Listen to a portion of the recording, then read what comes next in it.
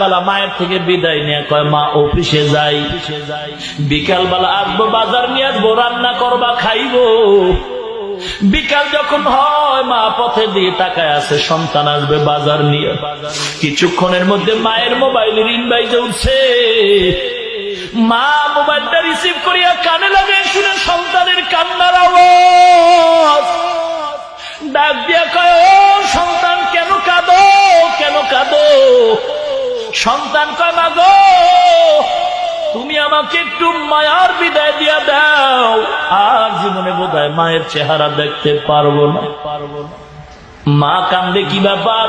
কয় মা, যে অফিসে কাজ করতেছি অফিসের মধ্যে আগুন লাইগা গেছে, চতুর্পার্শ্বে আগুন জ্বলে, দেওয়ালের ডান বাম সামনে পেছনে উপরে নিচে আগুন।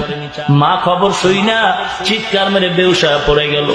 মাথায় পানি দেওয়া হুঁশে করা হয়, কারণ সন্তানের বিপদের খবর পাইলে মা ঘুমায় না, সন্তান যদিও ঘুমায়। এ বিবি ঘুমাইছে, ভাই বোন ঘুমাইছে, মা ঘুমায় না। বারবার মোবাইল করে, বারবার মোবাইল করে, ও বাবা খাইছো, ঘুমাইছো, শরীরটা কেমন আছে? বিবি একবারও জিজ্ঞাসা, মা বারবার জিজ্ঞাসা করে। ওই মা আজকে যার দুনিয়ায় নাই, অন্ধকার কবর থেকে সন্তানের তাকায় দোয়ার আবদার জানায়, রে সন্তান, মাকে কবরে রাখছো, ভাইকে রাখছো, চিন্তা করলা না নিজেও একদিন চলে যাইবা। মাগরিবের নামাজ পড়িয়া ছাত্রদেরকে সামনে নিয়া বুখারী শরীফের ক্লাস করাইতেছে। এশার নামাজ পড়িয়া আবার এক ছাত্রের জানাজার নামাজ পড়ায় ঘরে আসছেন। নিজে জানতে পারে নাই যে আমার মাওলায় আসমানে তার জানাজা রেডি করে ফেলাইছে। মুসলমান ইমানদারেরা, কয়দিনের দুনিয়ায় মাস্তানি করবি, টাকার গরম দেখাবি? আল্লাহ তো প্রমাণের জন্য ফেরাউনের লাশটা দুনিয়ার জমিনে রাইখে দিছে। দেখ, আমি আল্লাহ বড় বেঈমানকে দুনিয়ায় রাখছি, মাটি গ্রহণ করে না, পানি গ্রহণ করে না, কেউ গ্রহণ করে না।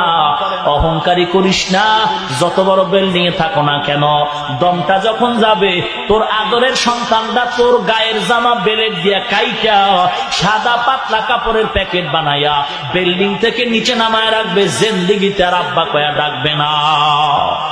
এ দুনিয়ার ইমানদার আল্লাহর গোলাম, জীবনে যাদেরকে তুই আপন মনে করছো, কেউ কিন্তু আপন না।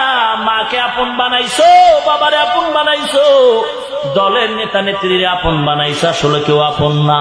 স্বার্থে যদি আঘাত লাইগা যায়, লাথি মাইরা জেলখানায় ঢুকায় দিবে, খবর নেওয়ার কেউ থাকবে না। কোর্টে গিয়া দেখো